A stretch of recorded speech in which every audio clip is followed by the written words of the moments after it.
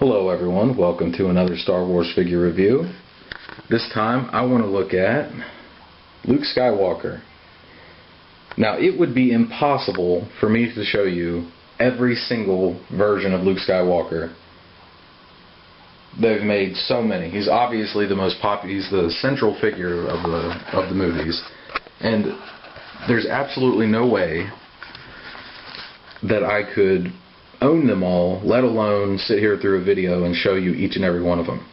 So what we're going to have to do is just look at the ones that I own, and that way you can kind of see an overview of the way that he's evolving, the direction that he's going. And we'll even look at some of the newest examples. Let's start off over here with the vintage figures.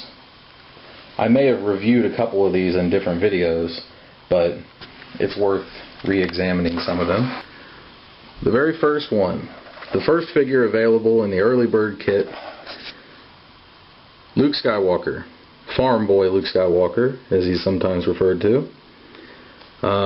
He has a unique feature that none of the others do, a retractable lightsaber, telescoping.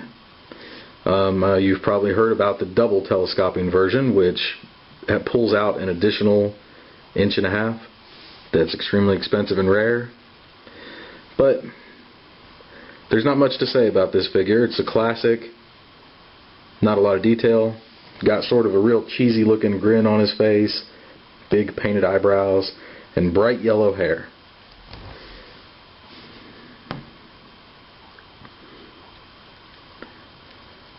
Then they released X-Wing Luke, who also has a dopey looking face with generic black eyes, but he has lots of other detail.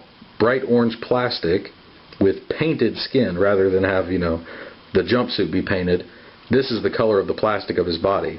So when you scratch his arms and you scratch his hands up, you see bright orange shine through. He's got a lot of detail. The chest plate here with all the buttons, stripes on his harness. One boot has this little bit of detail up around the edge. So he's a decent enough figure. The Rebel symbol painted on top of his helmet, and a necessary figure for all your vehicles. One of my favorite figures, Luke in Hoth gear, Empire Strikes Back. Look at the detail on this. You can see his boots have straps on them. He's got the padding for all over his uniform, wrinkles, binoculars. His belt is covered in gadgets and pockets. He has a holster that doesn't do anything. He has a scarf that looks like it's blowing in the wind. He's got goggles around his neck. Excellent figure. Necessary for your Tauntaun. Definitely need to buy him. Then they came out with Cloud City Bespin Luke. He's got the brown jumpsuit with pockets, a deactivated lightsaber on his belt, holster, lots of detail. But you'll notice you've got the bright yellow haired one and the brown headed one, which sort of reflects how Mark Hamill's hair changed color over the series. And it got darker as time went on. Also sort of a reflection on the darkness of his character coming through and maturing and facing the dark side. Neither one of these is more rare than the other. Here we have Jedi Knight Luke from Return of the Jedi. He comes with a really cool cape. What you may notice is that these capes sometimes have different colors. This one here is more brown, this one's more faded. Other times they were dark brown. And I've heard, although I'm not entirely sure about this, that you see how this is sort of sewn together at the clasp? That some versions had buttons, big buttons that you could actually button and unbutton, and some of them had little metal clasps. Although I've never personally seen one, I've just heard that. The figure is great, mandatory for your lightsaber battles, and this one's pretty easy to come by. A lot of really good detail on him, shiny. He's got the black glove on his hand. The face is still kind of a dull, painted eyebrows, sort of crazy look, but it's an excellent figure. What we should take some time to talk about right now is lightsabers. because we've seen here on this original they have that telescoping lightsaber, but no one else can use it because it's shaped funny. But this one, the yellow lightsaber, was released with Bespin Luke for The Empire Strikes Back. This is the only lightsaber you could get in The Empire Strikes Back. And why is it yellow? Well, in the movie, originally seeing the movie, as I did on VHS tape, it looks yellow. It's just poor quality of film. Now that everything's digitalized, you can tell that it's blue.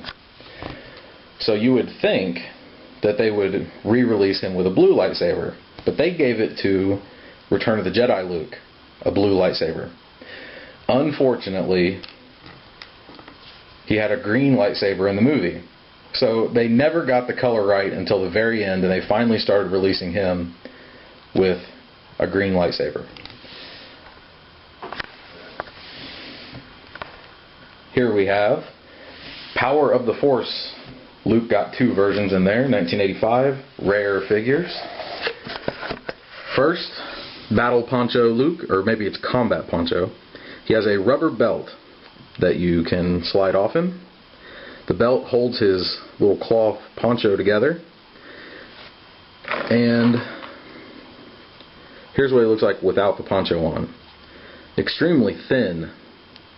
Not a lot of detail in comparison to Jedi Knight Luke. You can see how the whole front of his shirt is just really smooth. It's strange. I don't know, it's kind of weird. But you see this big dopey helmet on his head? Looks really dumb. Well, Battle Poncho Leia has the same type of helmet, right? They look very similar. You'd think that these two figures would be complementary. They both have belts and cloaks.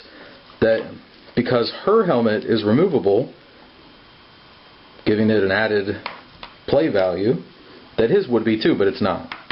Just a dumb football helmet that does not come off. So you can't use him for any sword fights with Darth Vader. You can only use him for riding speeder bikes. Disappointing. And my favorite action figure of all time, Luke Skywalker in the Stormtrooper disguise. Perfect. I love this thing. I couldn't say enough good things about it, but I think I've already talked about him quite a bit in other videos. So let's just leave it at the fact that he looks just like a Stormtrooper. And everybody should have one of these. And that's the vintage stuff. In the next video, we'll move on into the future.